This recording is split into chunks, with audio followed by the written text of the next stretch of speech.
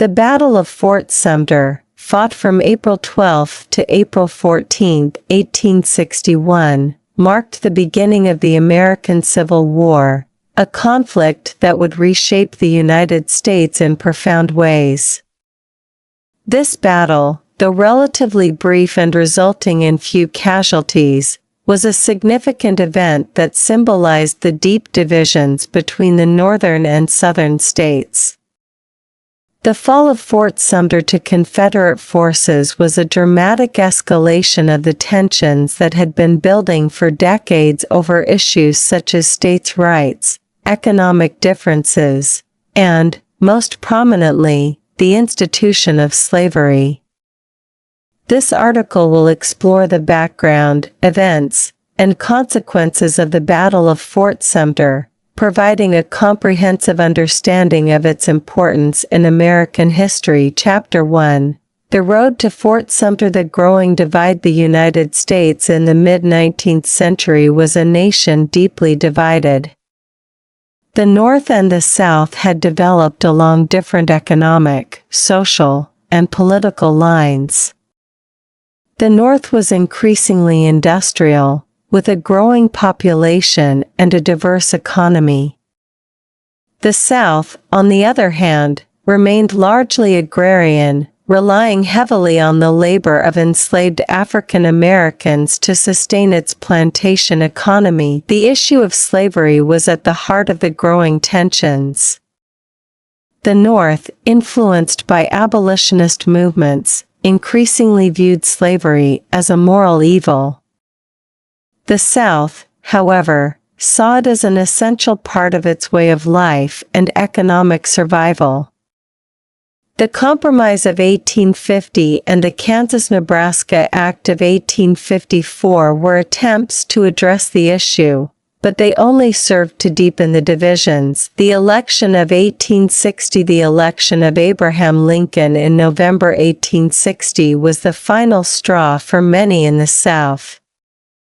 Lincoln, a Republican, was seen as a threat to the institution of slavery, despite his assurances that he would not interfere with it where it already existed. His election led to the secession of 7 southern states: South Carolina, Mississippi, Florida, Alabama, Georgia, Louisiana, and Texas. These states formed the Confederate States of America in February 1861, with Jefferson Davis as their president. The secession crisis. The secession of the southern states created a crisis for the federal government. President James Buchanan, in the final months of his term, did little to address the situation, leaving it to his successor, Lincoln, to deal with. One of the most pressing issues was the status of federal property in the seceded states, particularly military installations like Fort Sumter. Chapter 2. Fort Sumter and its strategic importance. The location of Fort Sumter. Fort Sumter is located on an artificial island in Charleston Harbor, South Carolina. It was one of a series of fortifications built after the War of 1812 to protect the United States coastline. The fort was named after General Thomas Sumter, a hero of the American Revolution. The strategic significance. Charleston Harbor was one of the most important ports in the South, and control of it was crucial for both the Union and the Confederacy. Fort Sumter, situated at the entrance to the harbor, was a key defensive position. For the Union, holding the fort was a symbol of federal authority. For the Confederacy, capturing it was a matter of asserting their independence and control over their territory. The situation in early 1861. By the time of Lincoln's inauguration in March 1861, Fort Sumter was one of the few federal installations in the South that had not been seized by Confederate forces. The fort was under the command of Major Robert Anderson, who had moved his garrison there from the less defensible Fort Moultrie in December 1860. The Confederates, under the command of General P.G.T. Beauregard, had surrounded the fort and were demanding its surrender. Chapter 3. The decision to resupply Fort Sumter. Lincoln's dilemma. When Lincoln took office, he faced a difficult decision regarding Fort Sumter. On one hand, abandoning the fort would be seen as a sign of weakness and a tacit acceptance of secession. On the other hand, attempting to resupply the fort risked provoking a violent confrontation with the Confederates. The cabinet's advice. Lincoln's cabinet was divided on the issue. Some, like Secretary of State William Seward, advised against resupplying the fort, fearing it would lead to war. Others, like Secretary of the Navy Gideon Welles, argued that it was essential to maintain federal authority. Lincoln ultimately decided to send a relief expedition to resupply the fort, but with the understanding that it would only deliver provisions, not reinforcements. The Confederate response. The Confederates were aware of the Union's plans to resupply Fort Sumter. Jefferson Davis and his cabinet saw the relief expedition as an act of aggression and decided to take action before it could arrive. On April 11, 1861, General Beauregard demanded the surrender of Fort Sumter. When Major Anderson refused, the Confederates prepared to bombard the fort. Chapter 4. The bombardment of Fort Sumter. The first shots. The bombardment of Fort Sumter began at 4:30 a.m. on April 12, 1861. Confederate batteries opened fire from various points around Charleston Harbor, including Fort Moultrie and Cummings Point. The Union garrison, numbering around 85 men, returned fire, but they were heavily outgunned. The Union's defense. Major Anderson and his men put up a valiant defense, but the odds were against them. The fort's walls were not designed to withstand the heavy artillery fire they were subjected to. By the afternoon of April 13, the fort was in ruins, and a fire had broken out, threatening the garrison's remaining supplies. The surrender. Realizing that further resistance was futile, Major Anderson agreed to surrender Fort Sumter on April 14, 1861. The terms of surrender were generous. The Union garrison was allowed to evacuate the fort with full military honors. The Confederate flag was raised over Fort Sumter, marking the beginning of the Civil War. Chapter 5. The aftermath of the battle. The reaction in the North. The fall of Fort Sumter galvanized the North. Lincoln's call for 75,000 volunteers to suppress the rebellion was met with overwhelming enthusiasm. The attack on the fort was seen as an act of aggression against the United States, and there was a strong sense of unity and determination to preserve the Union. The reaction in the South. In the South, the capture of Fort Sumter was celebrated as a victory for the Confederacy. It bolstered the morale of the Southern states and strengthened their resolve to fight for independence. The attack also led to the secession of 4 more states: Virginia, Arkansas, Tennessee, and North Carolina. The international reaction. The international community watched the events at Fort Sumter with great interest. European powers, particularly Britain and France, were cautious in their response. While they recognized the Confederacy as a belligerent, they stopped short of granting full diplomatic recognition. The Union's ability to maintain its sovereignty and control over its territory was a key factor in their decision-making. Chapter 6. The military and political consequences. The mobilization of forces. The fall of Fort Sumter marked the beginning of a massive mobilization of forces on both sides. The Union and the Confederacy began recruiting and training armies, and the first major battles of the Civil War were just months away. The conflict would ultimately involve millions of soldiers and result in over 600,000 deaths. The impact on Lincoln's presidency. The attack on Fort Sumter had a profound impact on Lincoln's presidency. It solidified his position as the leader of the Union and gave him the moral authority to take decisive action against the Confederacy.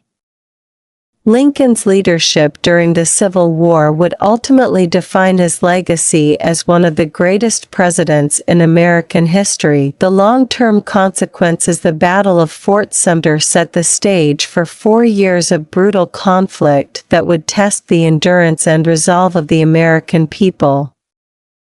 The Civil War would lead to the abolition of slavery, the preservation of the Union, and the transformation of the United States into a more centralized and powerful nation. The legacy of Fort Sumter and the Civil War continues to shape American society and politics to this day. Chapter 7. The legacy of Fort Sumter. Fort Sumter as a symbol. Fort Sumter has become a powerful symbol of the Civil War and the struggle for American unity.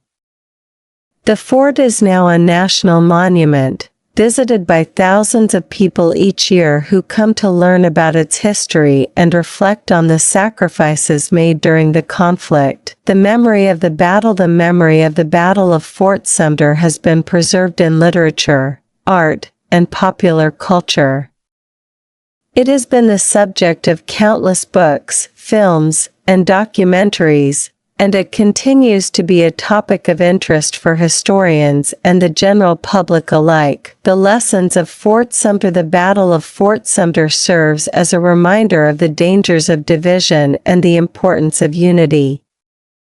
It highlights the need for dialogue and compromise in resolving conflicts, and it underscores the value of preserving the principles of democracy and freedom. The Battle of Fort Sumter was a pivotal moment in American history.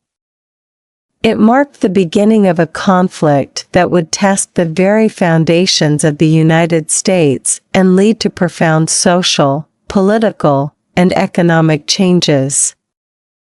The fall of Fort Sumter was not just a military defeat.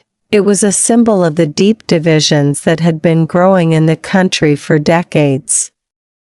The legacy of Fort Sumter and the Civil War continues to shape the United States, reminding us of the importance of unity, the cost of division, and the enduring struggle for freedom and equality. The attack on Fort Sumter, which occurred on April 12 to 13, 1861, is widely regarded as the event that ignited the American Civil War. This confrontation between the Confederate States of America and the United States federal government was not a random act of aggression but rather the result of a complex web of strategic, political, and economic considerations. To understand why the Confederacy chose to attack Fort Sumter, it is essential to delve into the broader context of the secession crisis, the strategic importance of the fort, and the motivations of key players on both sides. This article will explore the main strategic reasons behind the Confederate attack on Fort Sumter, examining the political, military, and economic factors that influenced this decision. We will also consider the perspectives of both the Confederate and Union leadership, as well as the broader implications of the attack for the course of the Civil War. Chapter 1. The Secession Crisis and the Road to Fort Sumter. The election of 1860 and the secession movement. The election of Abraham Lincoln in November 1860 was a pivotal moment in American history. Lincoln's victory, achieved without a single electoral vote from the Southern states, signaled to many in the South that their political influence in the federal government was waning. The Republican Party's platform, which opposed the expansion of slavery into the Western territories, was seen as a direct threat to the Southern way of life, which was deeply intertwined with the institution of slavery. In response to Lincoln's election, South Carolina became the first state to secede from the Union on December 20, 1860. Over the next several weeks, 6 more states, Mississippi, Florida, Alabama, Georgia, Louisiana, and Texas, followed suit. These states formed the Confederate States of America in February 1861, with Jefferson Davis as their president. The status of federal property in the South. One of the immediate challenges facing the newly formed Confederacy was the status of federal property within its borders. This included military installations, customs houses, and other government facilities. The question of whether these properties would be handed over to the Confederacy or remain under federal control was a contentious issue. Fort Sumter, located in Charleston Harbor, South Carolina, was one of the most strategically significant federal properties in the South. Its location at the entrance to one of the South's most important ports made it a key military asset. The fort's status became a flashpoint in the growing tensions between the Confederacy and the federal government. The Buchanan administration's response. In the final months of James Buchanan's presidency, the federal government adopted a cautious approach to the secession crisis. Buchanan, a Democrat from Pennsylvania, was sympathetic to Southern concerns, but was also committed to preserving the Union.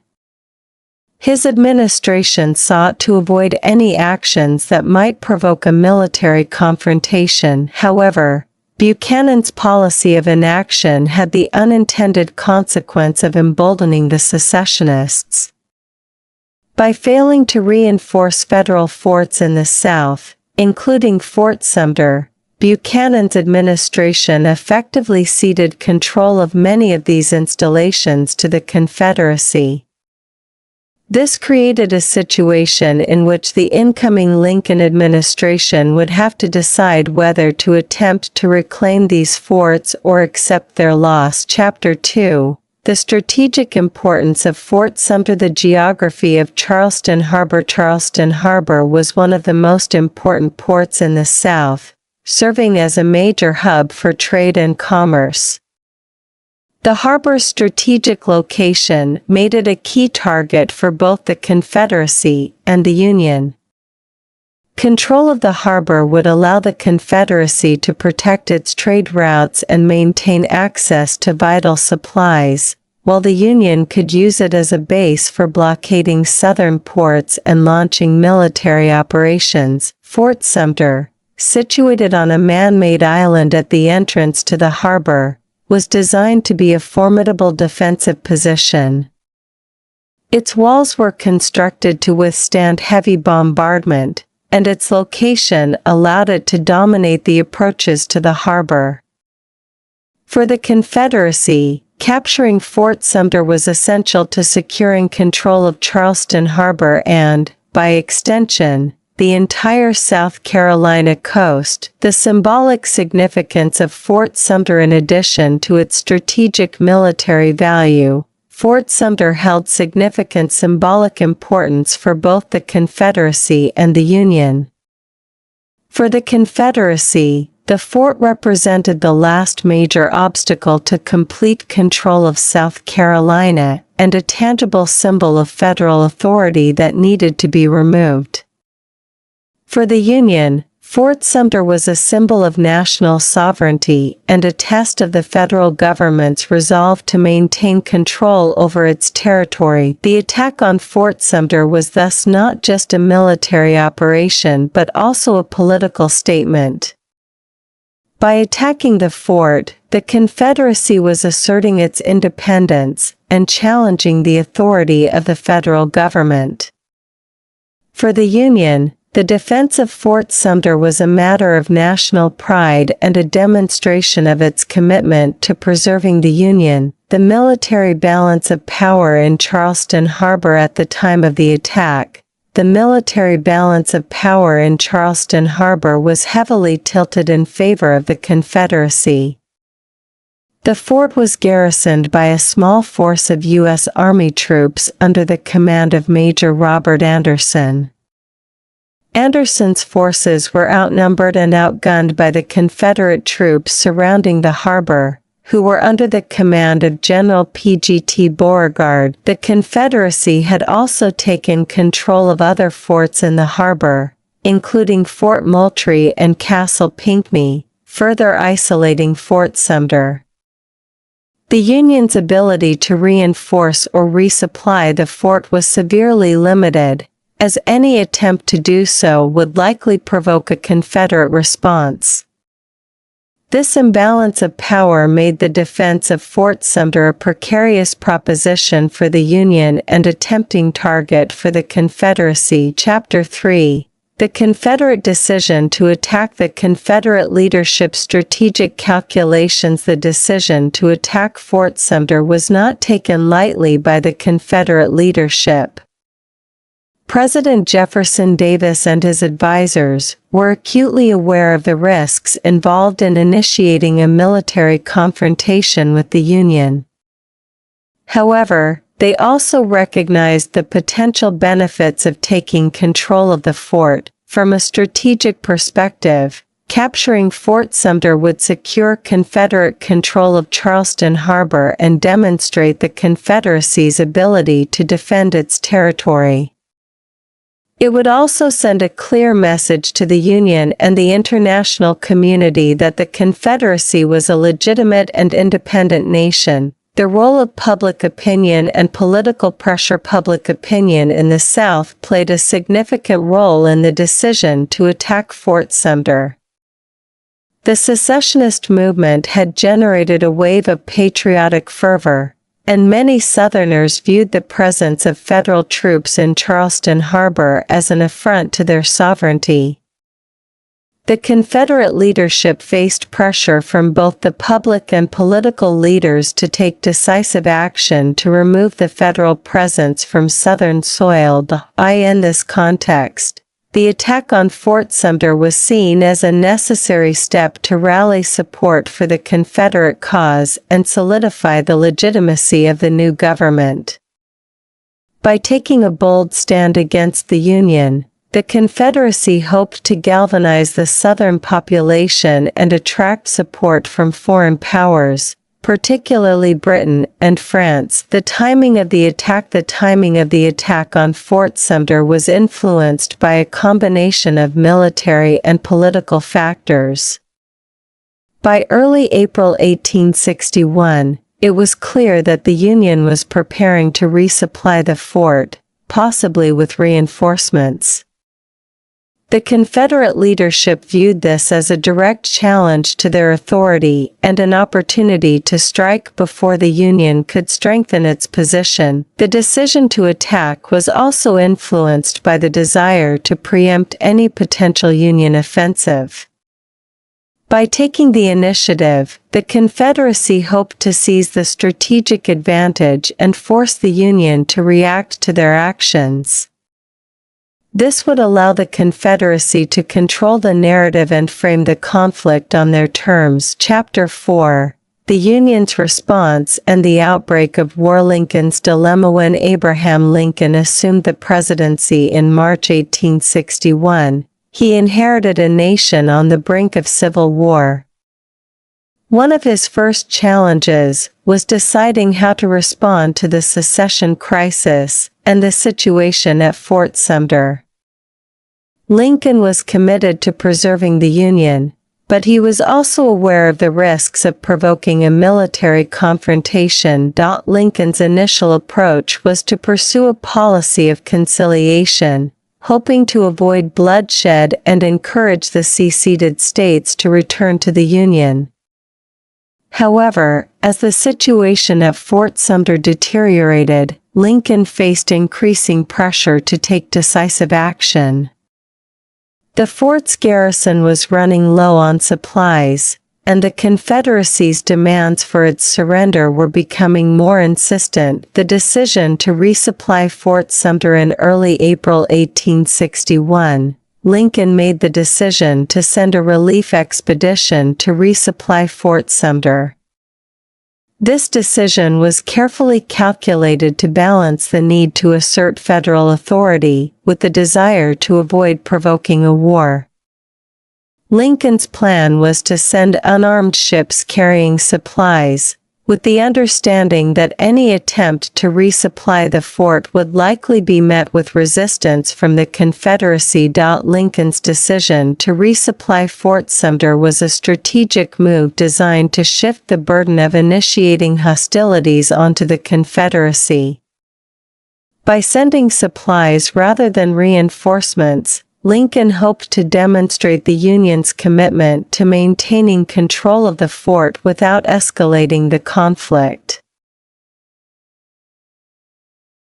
The surrender of Fort Sumter on April 13, 1861, marked a pivotal moment in American history, serving as the catalyst for the Civil War. This event not only signified the beginning of a bloody conflict that would last 4 years, but also had a profound impact on public opinion in both the North and the South. The fall of Fort Sumter galvanized the Northern states to rally behind the Union cause, while simultaneously solidifying Southern resolve to fight for independence. This article delves into the intricate ways in which the surrender of Fort Sumter influenced public sentiment, shaped political discourse, and set the stage for the Civil War. Chapter 1. The Prelude to Fort Sumter. The Secession Crisis. The election of Abraham Lincoln in November 1860 was a watershed moment in American politics. Lincoln's victory, achieved without a single Southern electoral vote, was perceived by many in the South as a direct threat to their way of life, particularly the institution of slavery. In the months following the election, 7 Southern states, South Carolina, Mississippi, Florida, Alabama, Georgia, Louisiana, and Texas, seceded from the Union, forming the Confederate States of America in February 1861. Fort Sumter, a symbol of Union authority. Fort Sumter, located in Charleston Harbor, South Carolina, became a focal point of tension between the Union and the Confederacy. The fort, still under Union control, was seen by the Confederates as an affront to their sovereignty. For the North, it represented the last bastion of federal authority in the seceded states. The standoff at Fort Sumter was not just a military confrontation but a symbolic struggle over the legitimacy of the Union and the Confederacy. The decision to resupply Fort Sumter. President Lincoln faced a dilemma: abandon Fort Sumter and risk emboldening the Confederacy, or attempt to resupply the fort and risk provoking a conflict. Lincoln chose the latter, ordering a resupply mission in early April 1861. This decision was calculated to force the Confederates into a position where they would either allow the fort to be resupplied or fire the first shot of the war. Chapter 2. The bombardment and surrender of Fort Sumter. The Confederate decision to attack. Confederate President Jefferson Davis and his advisors viewed the resupply mission as an act of aggression. On April 12, 1861, Confederate forces under General P.G.T. Beauregard opened fire on Fort Sumter. The bombardment lasted for 34 hours, during which the fort's defenders, led by Major Robert Anderson, endured heavy shelling with limited resources. The surrender. On April 13, 1861, Major Anderson surrendered Fort Sumter to the Confederates. The surrender was conducted with military honors, and the Union troops were allowed to evacuate the fort. Despite the relatively bloodless nature of the battle, no lives were lost during the bombardment. The fall of Fort Sumter had far-reaching consequences. Immediate reactions. News of the surrender spread rapidly across the nation. In the North, the attack on Fort Sumter was seen as an unprovoked act of aggression by the Confederacy. In the South, it was celebrated as a victory for Southern independence and a demonstration of Confederate resolve. Chapter 3. Impact on public opinion in the North. Outrage and unity. The surrender of Fort Sumter had an electrifying effect on Northern public opinion. The attack on the fort was perceived as an assault on the Union itself, and it galvanized Northerners to defend the nation. Newspapers in the North were filled with calls for vengeance and unity. The New York Tribune, for example, declared, "The flag of our country has been insulted, and it is the duty of every loyal citizen to rally to its defense." The call to arms. In the days following the surrender, President Lincoln issued a call for 75,000 volunteers to suppress the rebellion. This call was met with an overwhelming response. Thousands of men from across the North rushed to enlist, driven by a sense of duty and patriotism. The attack on Fort Sumter had transformed the secession crisis into a war for the preservation of the Union. Political realignment. The surrender of Fort Sumter also led to a realignment of political forces in the North.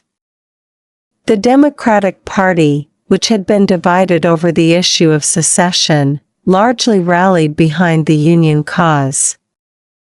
Even former critics of Lincoln, such as Stephen A. Douglas, pledged their support for the administration. The attack on Fort Sumter had the effect of silencing much of the political opposition to Lincoln's policies. At least in the short term. The role of the media. The media played a crucial role in shaping Northern public opinion in the wake of Fort Sumter. Newspapers, pamphlets, and speeches portrayed the Confederates as traitors and aggressors. The imagery of the American flag being fired upon at Fort Sumter became a powerful symbol of Southern treachery. This media campaign helped to solidify Northern resolve and create a sense of national unity. Chapter 4. Impact on public opinion in the South. Celebration and confidence in the South.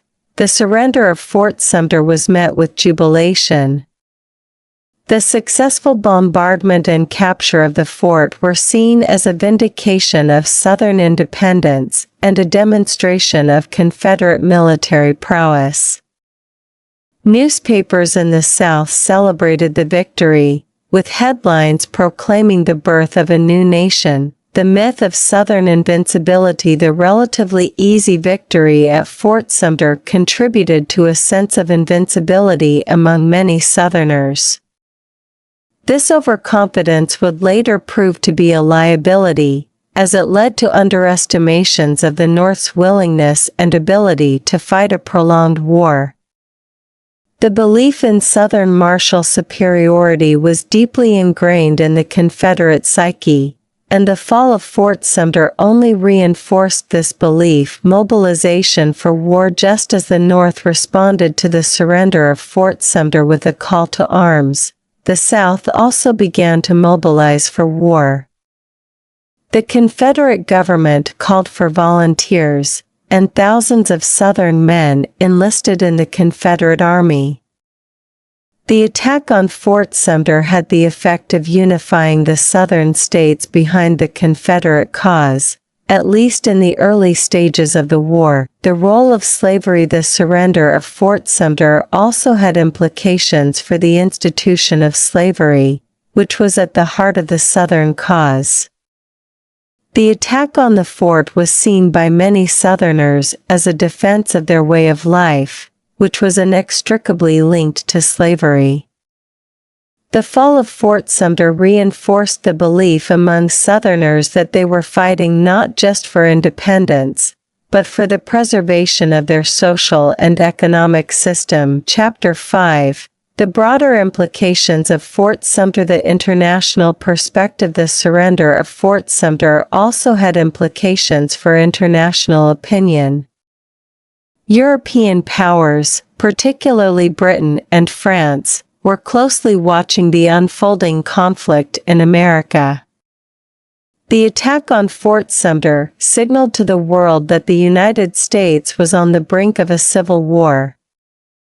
While some European observers sympathized with the Southern cause, the attack on a federal fort was seen by many as an act of rebellion, which made it difficult for foreign governments to officially recognize the Confederacy. The role of leadership. The surrender of Fort Sumter also highlighted the importance of leadership in shaping public opinion.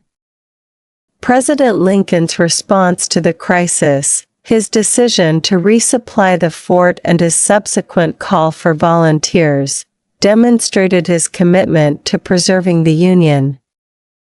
In the South, Jefferson Davis's decision to attack the fort was seen as a bold move that solidified his position as the leader of the Confederacy.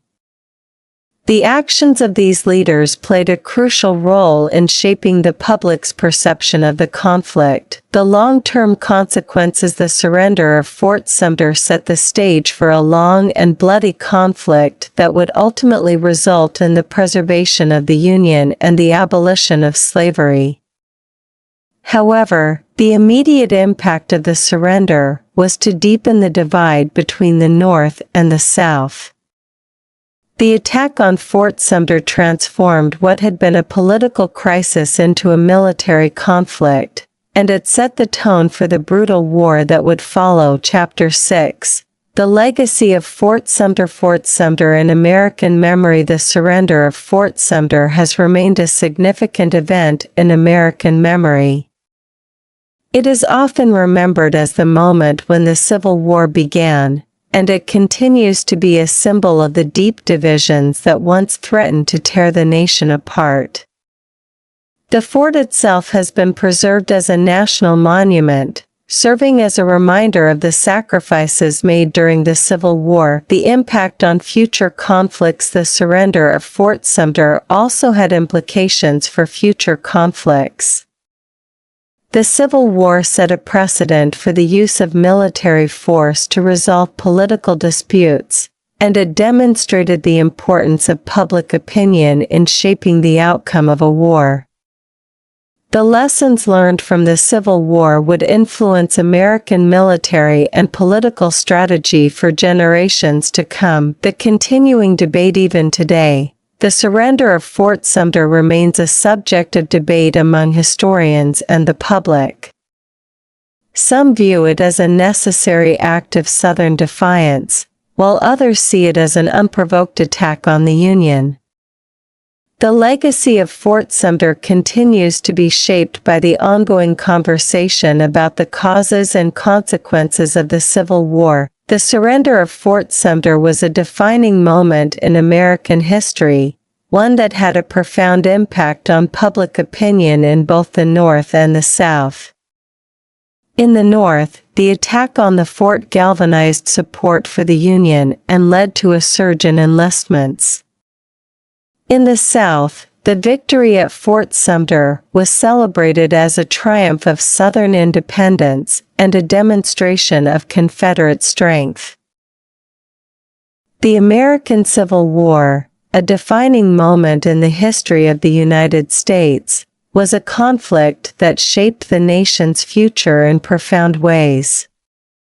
Lasting from 1861 to 1865, the war was fought between the northern states, known as the Union, and the southern states, known as the Confederacy.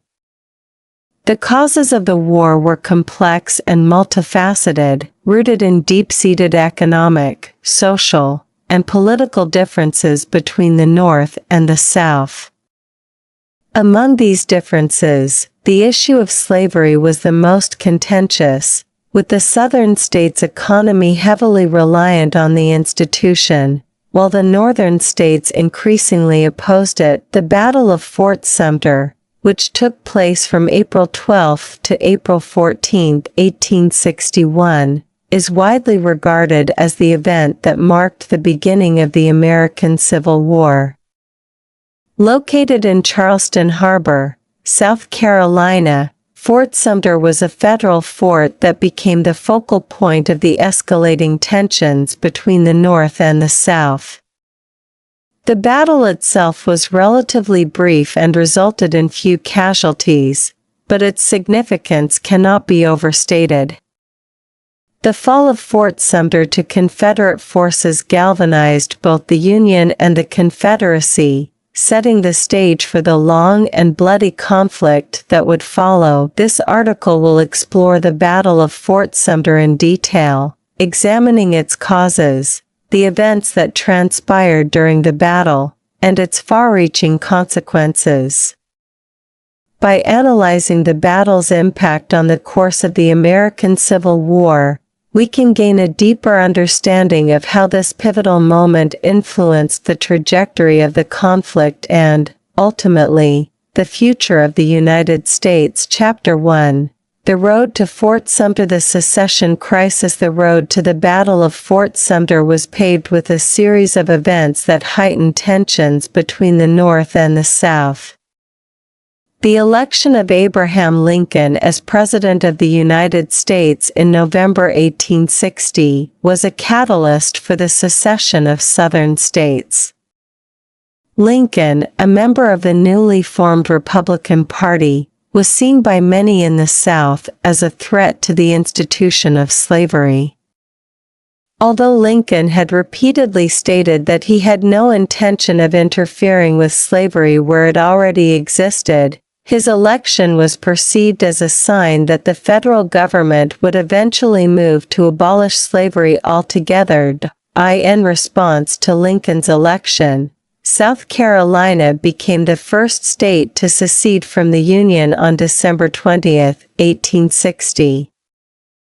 Over the next few months, 6 more states, Mississippi, Florida, Alabama, Georgia, Louisiana, and Texas, followed suit.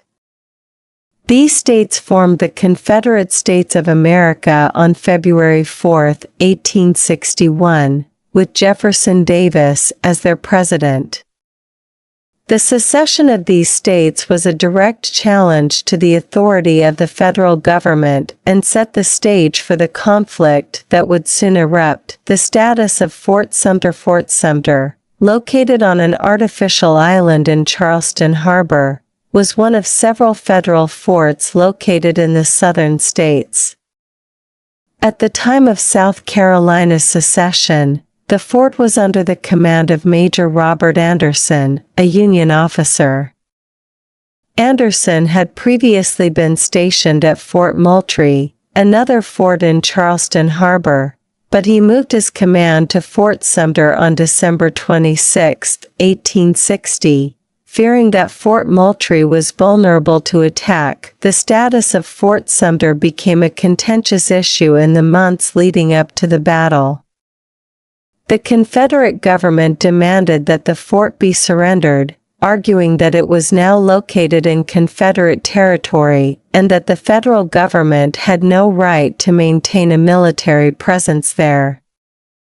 However, President Lincoln and his administration were determined to hold on to the fort, viewing it as a symbol of federal authority and a test of the Union's resolve. The Buchanan administration's response. In the final months of his presidency, James Buchanan faced the daunting task of managing the secession crisis. Buchanan, a Democrat from Pennsylvania, was sympathetic to the concerns of the southern states, but was also committed to preserving the Union.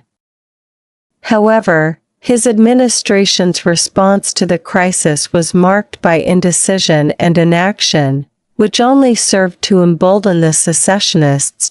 Buchanan's handling of the Fort Sumter situation was particularly problematic.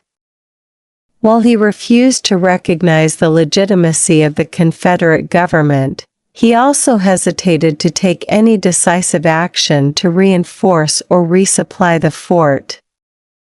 This lack of action left Major Anderson and his men in a precarious position, as they were isolated and running low on supplies.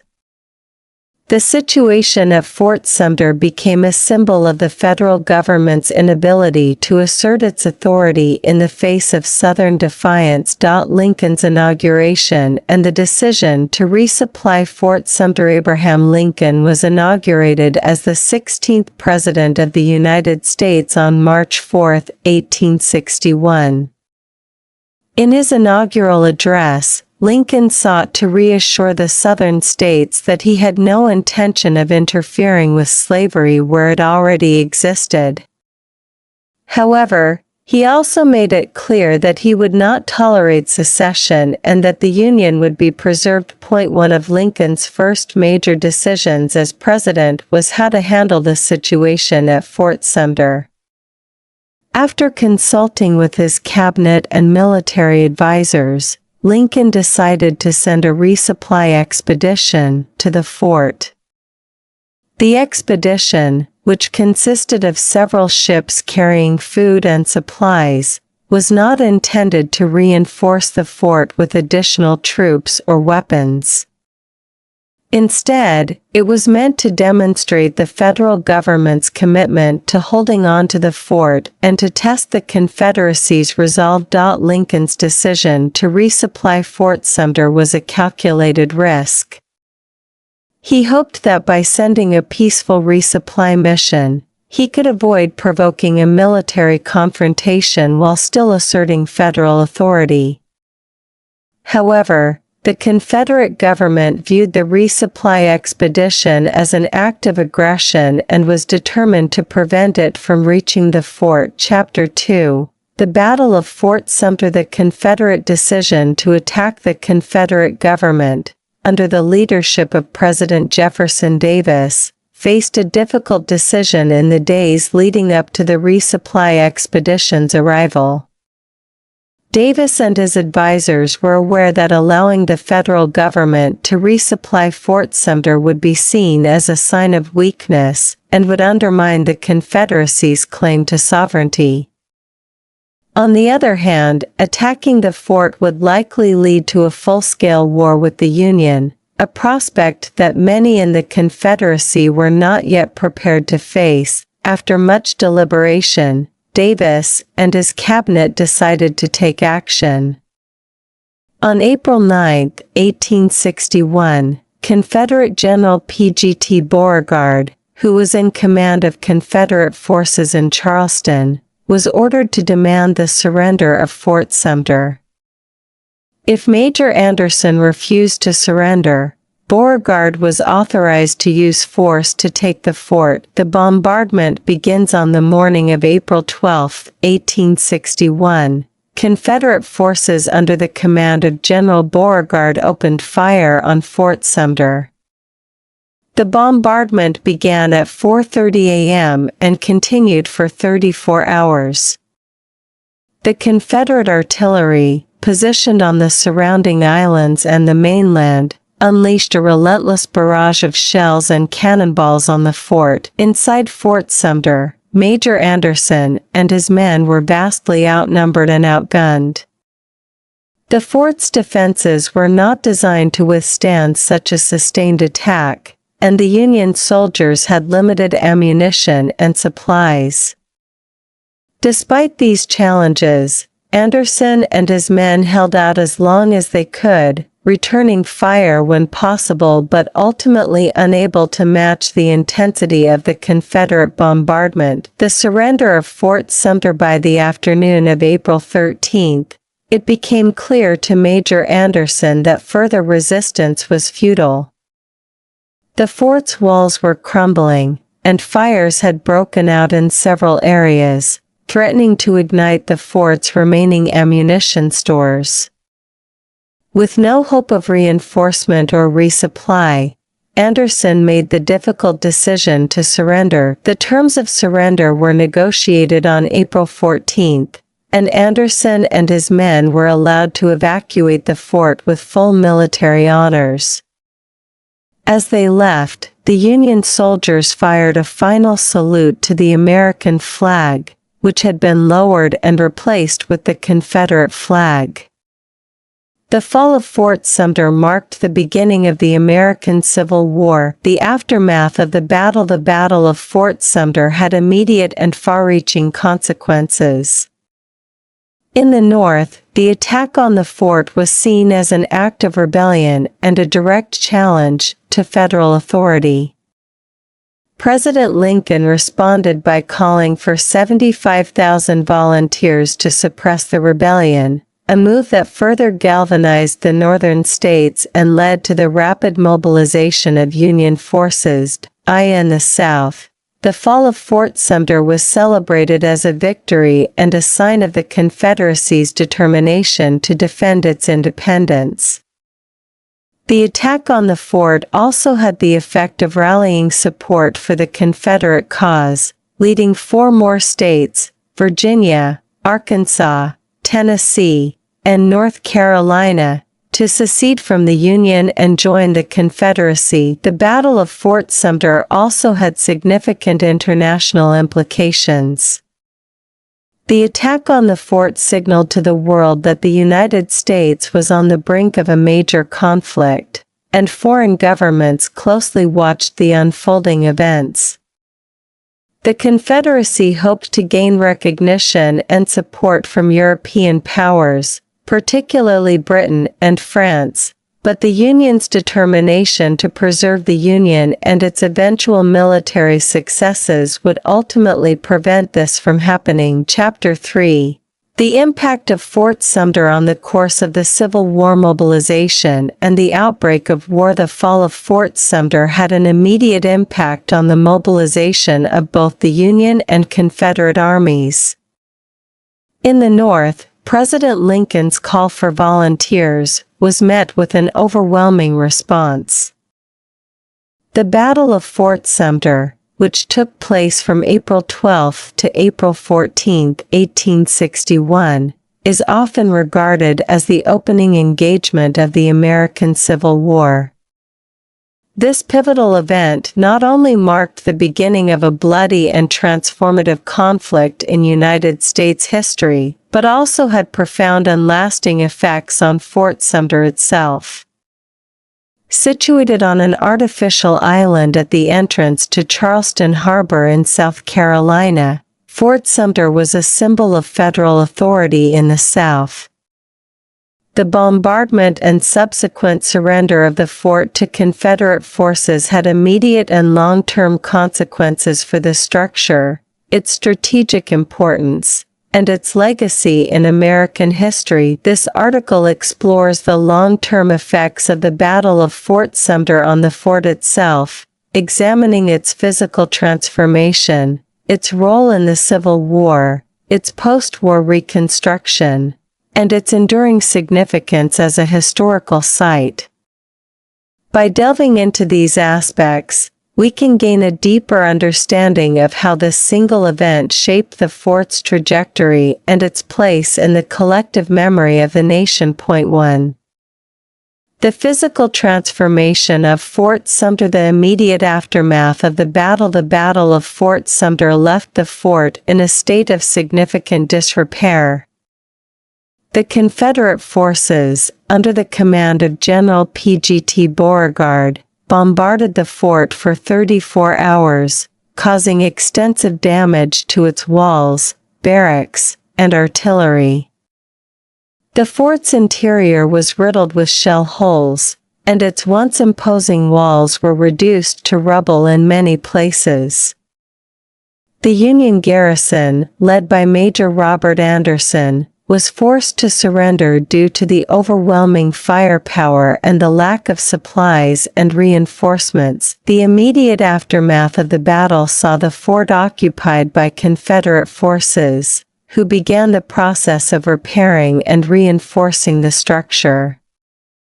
The Confederates recognized the strategic importance of Fort Sumter and sought to make it a formidable defensive position against any future Union attempts to retake Charleston Harbor. Confederate occupation and further damage. During the Confederate occupation, Fort Sumter underwent several modifications to strengthen its defenses. The Confederates added new artillery pieces, constructed additional fortifications, and improved the fort's ability to withstand a siege. However, these efforts were not enough to prevent further damage during the course of the Civil War. From 1863 to 1865, Fort Sumter was subjected to repeated bombardments by Union forces as part of their campaign to capture Charleston. The fort was pounded by heavy artillery, naval gunfire, and even experimental weapons such as the Union Swamp Angel, a large rifled cannon that fired shells into the city of Charleston. By the end of the war, Fort Sumter was a mere shadow of its former self, with its walls reduced to ruins and its interior completely gutted. Post-war reconstruction and preservation. After the Civil War, Fort Sumter lay in ruins, a stark reminder of the conflict that had torn the nation apart. The federal government initially had no immediate plans for the fort's reconstruction, and it remained in a state of disrepair for several years. However, as the nation began to heal and reconcile, there was a growing recognition of the need to preserve and commemorate the sites associated with the Civil War. In the late 19th and early 20th centuries, efforts were made to restore and preserve Fort Sumter as a National Historic Site. The fort's ruins were stabilized, and some of its original features were reconstructed to give visitors a sense of its former grandeur. Today, Fort Sumter is part of the Fort Sumter and Fort Moultrie National Historical Park, managed by the National Park Service. The site attracts thousands of visitors each year, who come to learn about the fort's history and its role in the Civil War. Point 2. The strategic importance of Fort Sumter during and after the Civil War. Fort Sumter's role in the Civil War. The Battle of Fort Sumter was a symbolic and strategic victory for the Confederacy, but it also marked the beginning of a long and grueling struggle for control of Charleston Harbor. Throughout the Civil War, Fort Sumter remained a key objective for both the Union and Confederate forces. The fort's location at the entrance to one of the South's most important ports made it a critical asset for controlling access to Charleston and the surrounding region. For the Confederates, holding Fort Sumter was essential for maintaining their grip on Charleston and for defending against Union naval incursions. The fort's artillery batteries played a crucial role in repelling Union attacks and in supporting Confederate operations in the area. However, the constant bombardment and the strain of maintaining the fort's defenses took a heavy toll on the Confederate garrison. For the Union, retaking Fort Sumter was a strategic priority, as it would open the way for a full-scale assault on Charleston and help to weaken the Confederate war effort. The Union's relentless bombardment of the fort, combined with its naval blockade of Charleston Harbor, gradually wore down the Confederate defenses and contributed to the eventual fall of Charleston in February 1865. The decline of Fort Sumter's military significance. After the Civil War, the strategic importance of Fort Sumter diminished significantly. The advent of new military technologies, such as rifled artillery and ironclad warships, rendered traditional masonry forts like Sumter obsolete. The fort's location, once considered a key defensive position, was no longer as critical in an era of rapidly evolving warfare. in the years following the war, Fort Sumter was largely abandoned by the military. The fort's ruins served as a reminder of the conflict, but they no longer played an active role in the nation's defense. The focus shifted from military use to preservation and commemoration, as the fort became a symbol of the nation's struggle and reconciliation. Fort Sumter in the modern era today, Fort Sumter is recognized as a site of great historical significance, but its military importance has long since faded. The fort is no longer used for defensive purposes, and its role in modern military strategy is negligible.